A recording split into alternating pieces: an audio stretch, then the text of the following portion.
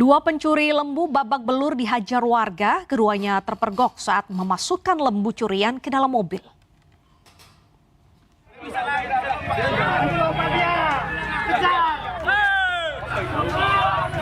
Kejar. Kasih kawal terus, kawal. Dua pelaku yang merupakan residivis spesialis pencurian lembu diamankan dari amukan warga yang marah atas aksi pelaku mencuri lembu milik warga. Ada kejadian Solobayu, jadi pelajaran. Penangkapan keduanya berawal dari kecurigaan warga yang melihat salah satu pelaku memasukkan lembu dengan paksa ke dalam satu unit mobil sedan di dekat area perkebunan warga. Mendengar teriakan warga, mobil yang sudah berisi muatan seekor lembu melaju kencang di areal perkebunan. Meski sempat kabur sejauh lebih 10 km, aksi pelaku terhenti setelah mobil pelaku menabrak sepeda motor warga yang sedang parkir. Warga yang geram kemudian menghakimi kedua pelaku hingga babak belur. Beruntung polisi dan TNI yang datang ke lokasi langsung mengamankan keduanya dari amukan warga. Untuk mempertanggungjawabkan perbuatannya, kedua pelaku dibawa ke pos polisi terdekat dan selanjutnya diserahkan ke Polres Simalungun. Dari Simalungun, Sumatera Utara, Dharma Setiawan, iNews melaporkan. Pemirsa, kasus korupsi melibatkan pemerintah kembali terjadi. Kali ini Bupati Kabupaten Kepulauan Sitaro, Cynthia Ingrid Kalangit, diduga terlibat kasus penyaluran bantuan erupsi Gunung Ruang. Bupati, komentarnya Ibu. Bupati. Pemeriksaan kasus dugaan korupsi penyaluran bantuan erupsi Gunung Ruang tahun 2024 terus berjalan. Bupati Kabupaten Kepulauan Sitaro, Cynthia Ingrid Kalangit, resmi ditahan Kejaksaan Tinggi Sulawesi Utara. Bupati Kepulauan Sitaro ini diduga terlibat kasus penyaluran bantuan erupsi Gunung Ruang tahun 2024. Total kerugian akibat aksinya diduga mencapai 22 miliar rupiah. Minimal 2 alat bukti yang sah, oleh karena itu kami menetapkan tersangka selaku Bupati Sitaro sebagai tersangka dan melakukan penahanan selama 20 hari ke depan. Namun tuduhan ini dibantah oleh keluarga Bupati. Florencia, anak Bupati Kepulauan Sitaro, meyakini ibunya tak bersalah dan meminta DPR untuk menggelar audiensi. Saya yakin dan saya percaya ibu saya tidak menerima sepeser pun yang dari bencana Gunung Ruang. Malah saya percaya bahwa ibu saya sudah mengoptimalkan dan sudah berupaya juga untuk dari aliran dana tersalurkan kepada masyarakat. Jadi ibu saya tidak menerima sepeser pun. Saat ini Cynthia ditahan di rumah tahanan kelas 2A Manado selama 20 hari ke depan.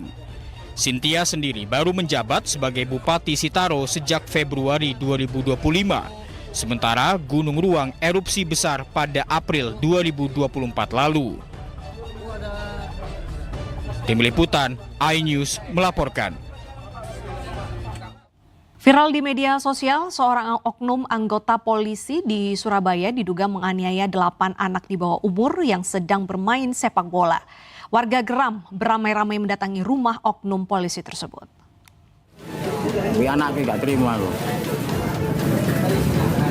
Inilah video yang merekam suasana warga di kawasan Pacar Kembang, Kecamatan Tambak Sari, Surabaya yang dihebohkan dengan dugaan penganiayaan seorang oknum anggota polisi terhadap sejumlah anak di bawah umur.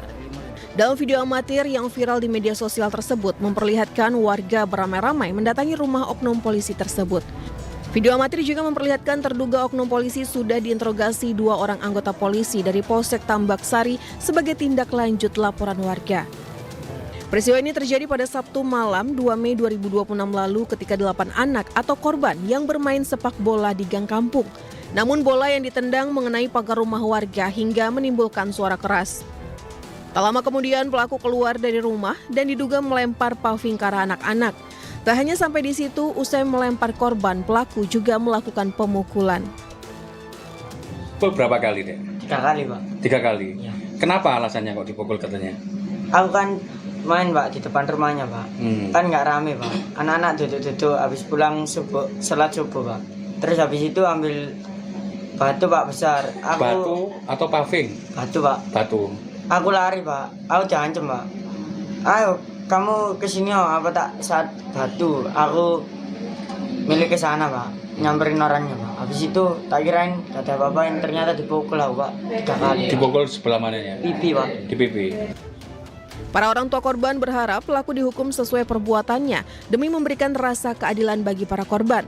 Para korban sempat mengalami ketakutan, terlebih pelaku adalah seorang anggota kepolisian. Waktu itu kan ada yang dilempar paping, anak-anak itu lahir di gang. Terus yang 3 duduk itu dipukulin rata. Yang 1 kurus Pak, terus itu sudah ampun gini Pak, masih dibung-bung gitu. Selain ibu, waktu itu ada yang melihat ibu? Ada yang punya pagar yang ditendang bola. Terus Bapak Iriski juga tahu kalau dipukul gitu loh. Di situ juga ada anaknya ibu ya?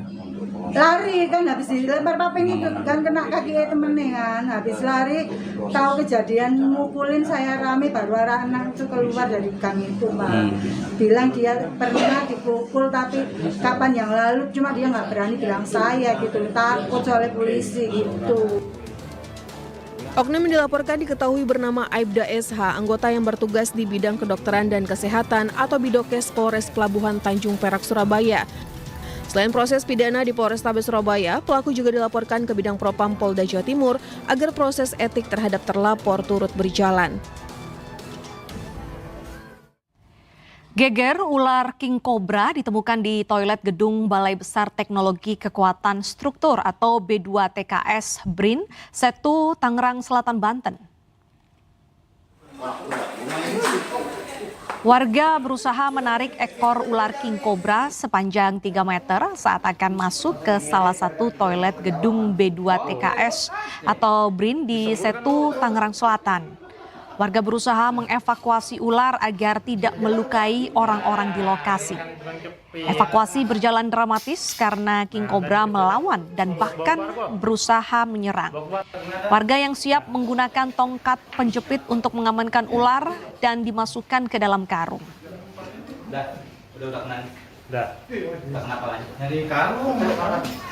Sementara itu pemirsa, ular sanca besar juga ditemukan di plafon rumah warga di Cirebon, Jawa Barat.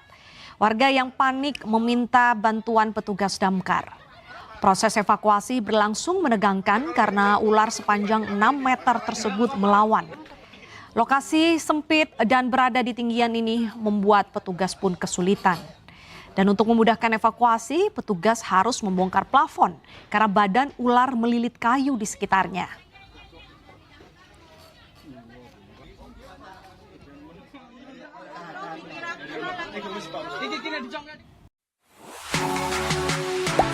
Gak sempat baca? Dengerin aja.